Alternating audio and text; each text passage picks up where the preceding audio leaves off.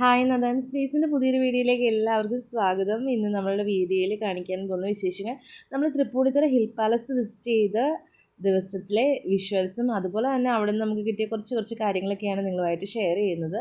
ഇത് 1865 പണി കഴിപ്പിച്ച കൊച്ചി രാജാക്കന്മാരുടെ ഭരണസിരാകേന്ദ്രം എന്നറിയപ്പെടുന്ന തൃപ്പൂണിത്തുറ ഹിൽ പാലസ് ആണ്. ഇവിടെ എത്ര തവണ നമ്മൾ പോയിട്ടുണ്ടെങ്കിലും നമുക്ക് ഓരോ തവണ ചെല്ലുമ്പോഴും പുതിയ കാര്യങ്ങൾ മനസ്സിലാക്കാൻ പറ്റും. കാരണം ആദ്യത്തെ പ്രാവശ്യം കണ്ടതൊന്നും ആയിരിക്കില്ല നമ്മൾ രണ്ടാമത്തെ പ്രാവശ്യം ചെല്ലുമ്പോൾ നോട്ടീസ് ചെയ്യുന്നത്.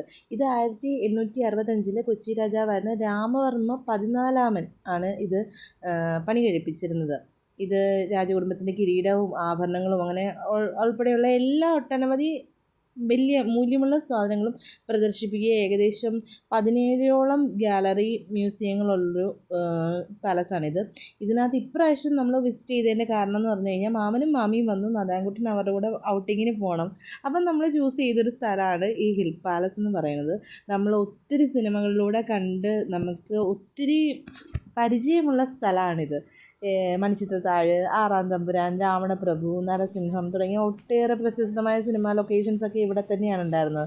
അതുപോലെ തന്നെ ഇതിലെ ചില ഗാനരംഗങ്ങൾ ചിത്രീകരിച്ച സ്ഥലങ്ങളൊക്കെ നമുക്ക് ഭയങ്കര പരിചയമാണല്ലോ.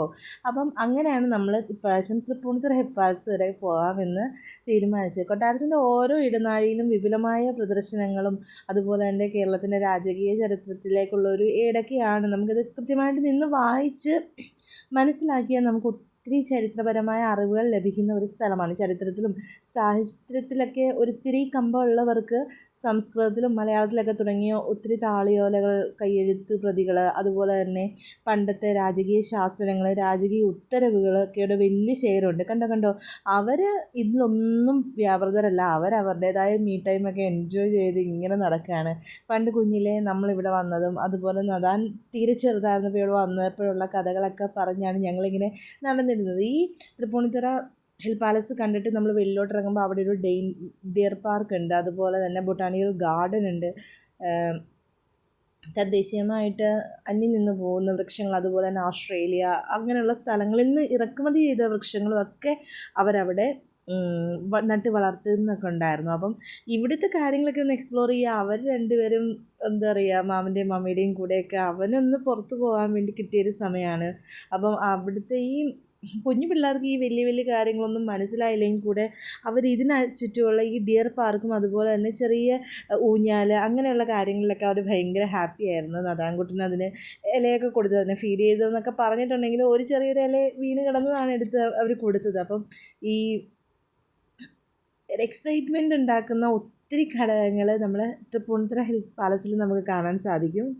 ശരിക്കും ഈ കൊച്ചിയുടെ ചരിത്രം എന്ന് പറയുന്നത് ഈ പോർച്ചുഗീസുകാർ വന്നതിന് ശേഷമുള്ള കൊച്ചിയുടെ ചരിത്രത്തെക്കുറിച്ചാണ് നമുക്ക് കൂടുതലും അറിയാൻ പറ്റുന്നത്. രാജാക്കന്മാർ, രവിവർമ്മ, രാമവർമ്മ, കേരളവർമ്മ, തമ്പുരാൻ എന്നിവരെ അറിയപ്പെടുന്ന ഒത്തിരി രാജാക്കന്മാരെ കുറിച്ച് അറിയാം. അതുപോലെ തന്നെ അവിടുത്തെ രാജ്ഞിമാരെയൊക്കെ അഭിസംബോധന ചെയ്തിരുന്നത് തമ്പുരാൻ എന്ന വേർഡിലൂടെയാണ്. അപ്പം നമ്മളെപ്പോഴും തമ്പുരാനെന്ന് ചിന്തിക്കുമ്പോഴേക്ക് എൻ്റെ ഒരു അറിവിൽ അത് പുല്ലിംഗമായിട്ടാണ് ഞാൻ വിചാരിച്ചിരുന്നത്. ശരിക്കും അത് സ്ത്രീകളെ, രാജ്ഞിമാരെ വിശേഷിപ്പിച്ചിരുന്നതാണ് തമ്പുരാൻ എന്ന്. അങ്ങനെ ഓരോ യാത്രയിലും ഓരോ വിസിലും നമുക്ക് ഓരോരോ കുഞ്ഞു അറിവുകളൊക്കെ ലഭിക്കുന്നുണ്ടായിരുന്നു. അത് നമുക്ക് ഭയങ്കര സന്തോഷമായിരുന്നു.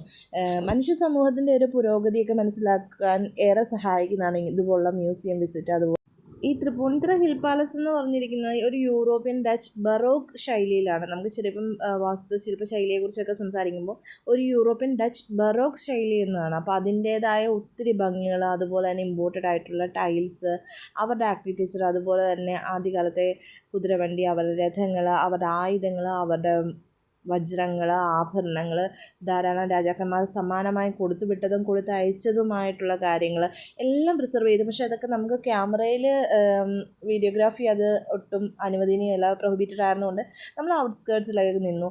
അത്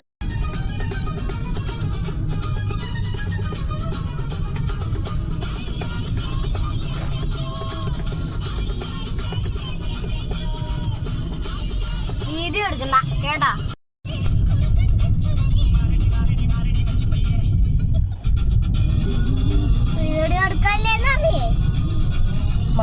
രാവിലെ തൊട്ട് ഉച്ച വരെ അവിടെയുള്ള സമയങ്ങൾ ചിലവഴിച്ചതിന് ശേഷം നമ്മൾ ഫോർട്ട് കൊച്ചിയിൽ വന്നു. ജൂട്ട് സ്ട്രീറ്റ് നമ്മൾ പലപ്പോഴും കവർ ചെയ്യുകയും നമ്മൾ കാണുകയും ചെയ്തിട്ടുള്ള അതിൻ്റെ തൊട്ടടുത്ത് തന്നെ ഒരു പോലീസ് മ്യൂസിയം ഉണ്ട്. പലപ്പോഴും പലരും മിസ് ചെയ്യുന്നൊരു സംഗതിയാണിത്. പക്ഷേ നമുക്ക് അവിടെ ചെന്നാൽ നമ്മുടെ കേരള പോലീസ് സേനയുടെ ഒത്തിരി സംഭവ വികാസങ്ങൾ, അതുപോലെ തന്നെ സേനയുടെ യൂണിഫോമിലുണ്ടായ പരിവർത്തനങ്ങൾ, അതുപോലെ തന്നെ അവരുടെ ആയുധത്തിൽ, അവരുടെ വാഹനത്തിൽ എന്തെല്ലാം ടൈപ്പ് സാധനങ്ങൾ ഓരോ കാലഘട്ടത്തിലും പോലീസ് സേനയിലേക്ക് ആഡ് ചെയ്തു എന്ന് നമുക്ക് മനസ്സിലാക്കാൻ ഇഷ്ടപ്പെടും. അതുപോലെ കുറേ കാര്യങ്ങളൊക്കെ ഇങ്ങനെ വായിച്ചറിയാൻ ഇഷ്ടമുള്ളവർക്ക് ഏറ്റവും നല്ലൊരു സ്ഥലമാണിത്. അതുപോലെ തന്നെ നമ്മൾ പല കുറ്റവാളികൾക്ക് ചേർത്തുന്ന പേരുകൾ, അതുപോലെ തന്നെ അവരുടെ ദേഹത്തുണ്ടാകുന്ന ഏത് തരം മുറിവുകൾ, എങ്ങനെയൊക്കെയാണ് അതിനെ ഐഡൻറ്റിഫൈ ചെയ്യുന്നത്, സ്ത്രീ പോലീസുകാരുടെ, വനിതാ പോലീസുകാരുടെ ഡ്രസ്സിങ്, അതുപോലെ തന്നെ അവരുടെ ബാഡ്ജ്, അവരുപയോഗിച്ചിരുന്ന തോക്കുകൾ, നമ്മുടെ എന്താ പറയുക വിരലടയാളം, ഇതൊക്കെ ഒത്തിരി കാര്യങ്ങൾ ഡീറ്റെയിൽ ആയിട്ട് അവിടെ ഉണ്ടായിരുന്നു. അപ്പം ഇനി ആരെങ്കിലും ജൂട്ട് സ്ട്രീറ്റിൽ പോയിട്ടുണ്ടെങ്കിൽ ഫോട്ടോ മാത്രം എടുക്കാതെ നമ്മുടെ ഈ പോലീസ് മ്യൂസിയം കൂടെ മസ്റ്റായിട്ട് വിസിറ്റ് ചെയ്യുക. ഒത്തിരി കാര്യങ്ങൾ നമുക്ക് അവിടെ കാണാനും വായിക്കാനും അറിയാനും ഒക്കെ ഉണ്ടാവും. ഇവിടുത്തെ പ്രവേശനത്തിന് അങ്ങനെ പ്രത്യേക പാസോ അങ്ങനെ ഒന്നുമില്ല. ടൈം എനിക്ക് തോന്നുന്നു 9 to 4 ആണ്. നമുക്ക് ഏത് സമയം ചെന്നാലും അത് അക്സസിബിൾ ആണ്. നമുക്ക് കാണാം, വിശദമായിട്ട് വായിക്കാം, അവിടെ ഉള്ള ആൾക്കാരുമായിട്ട് സംസാരിക്കാം, കൂടുതൽ കാര്യങ്ങൾ അറിയാൻ സാധിക്കും. അപ്പം പോലീസ് മ്യൂസിയം വിസിറ്റ് ചെയ്യാൻ മറക്കണ്ട. അപ്പം ചെറിയ വീഡിയോയിലൂടെ നമ്മൾ തൃപ്പൂണിത്തുറ ഹിൽ പാലസിലും ഈ പോലീസ് മ്യൂസിയത്തിലൊക്കെ പോയ മാമൻ്റെയും മോൻ്റെയും യാത്രയാണ്. അവരുടെ ഒരു ബോണ്ട്, അവർക്കൊരു ദിവസം കിട്ടുക എന്ന് പറയുന്നത് അവരുടെ ഒരു വലിയ സന്തോഷമായിരുന്നു. അപ്പോൾ അത് ക്യാപ്ചർ ചെയ്യാൻ സാധിച്ചതിൽ ഒത്തിരി സന്തോഷം. അടുത്ത വീഡിയോ കാണാം. ബൈ.